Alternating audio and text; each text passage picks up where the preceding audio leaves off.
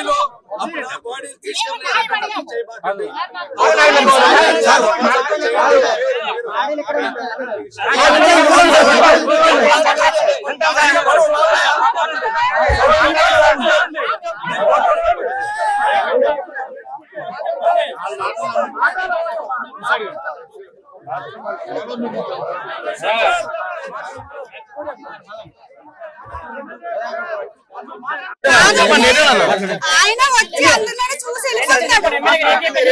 చెప్పాలి అనుకుంటే నిలబడి మాట్లాడాలి. 11 లక్షలు జాబ్ ఇస్తాము అంటున్నారు. 11 లక్షలు కూడా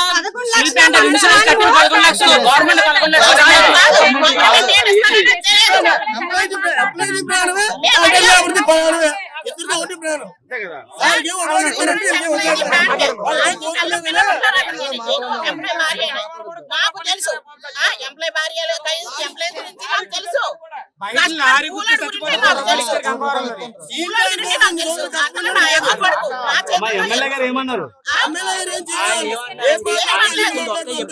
నీకు 11 లక్షలు ఇస్తాం అంటున్నారు.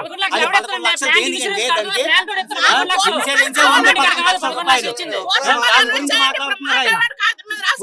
తర్వాత చెప్తాను అనుకుని వెళ్ళిపోతాను. సవాల్తో బేరాలు రాజకీయాలు ఆడతారా సార్? ఇక్కడ సార్ ఒక్క విషయం ఏంటంటే అసలు మేనేజ్మెంట్ ఎందుకు రావట్లేదు సార్? మేనేజ్మెంట్ ఏమైంది సార్? సార్ ఇదంతా వేస్ట్ అండి. మేనేజ్మెంట్ కి యూనియన్ కి మాటలు జరిగితేనే సెటిల్మెంట్ అండి. ఎందుకంటే షిప్యార్డ్ జనరల్ సెక్రటరీ పల్లాసింగ నాన్నగారు చేశారు కదా. ఇదేంటంటే పోలీసులు ఎందుకండి? పోలీసులు తీసుకొని జైలు చేస్తారు సార్. ఇక్కడ ఏంటంటే ఇప్పుడు వరకు ఎవరు కూడా రెస్పాన్స్ లేరు. అంటే కాంట్రాక్ట్ లేబర్ మనుషులు కాదు. ఈ రోజు కాంట్రాక్ట్ లేకుండా స్టీల్ ప్లాంట్ నడుస్తుందా? చెప్పండి. ఒక మాట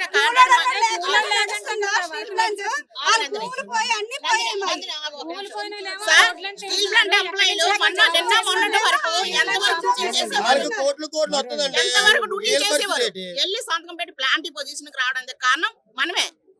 వెళ్ళడం, సంతకాలు పెట్టడం, వెళ్ళిపోవడం, బయట పనులు చేసుకోవడం. కాంట్రాక్ట్ ఎవరు మధ్యాహ్నం 2 గంటల డ్యూటీకి వెళ్తే నైట్ 10 గంటల డ్యూటీ దిగుతాడు. ఉదయం 6 గంటలకు వెళ్తే 3 గంటల డ్యూటీ దిగి వస్తాడు. సాయంత్రం 6 గంటల డ్యూటీకి వెళ్తే తెల్లారు 6 గంటల డ్యూటీ దిగాలి. మధ్యలో పిల్లలు ఏమైపోయినా లెక్కలేదు. 8 గంటలు 8 అవర్స్ డ్యూటీ చెయ్యాలి. సేఫ్టీ లేదా? వాళ్ళ మనుషులు కాదా? వాళ్ళ ప్రాణాలు కాదా? కూలడన్నా లేకపోతే కోటీశ్వరుడు ఎక్కడి నుండి వస్తాడు? చెప్పాడు సమాధానం. కూలడు ఇటుకు కూర్చి పెడితేనే కోటీశ్వరుడు అవుతున్నాడు.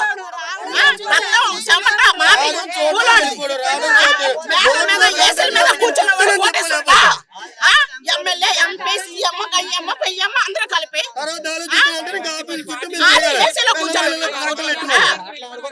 కూలడేమో రక్తం చొక్కాడు.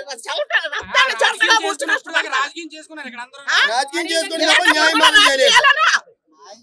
న్యాయం లేదా?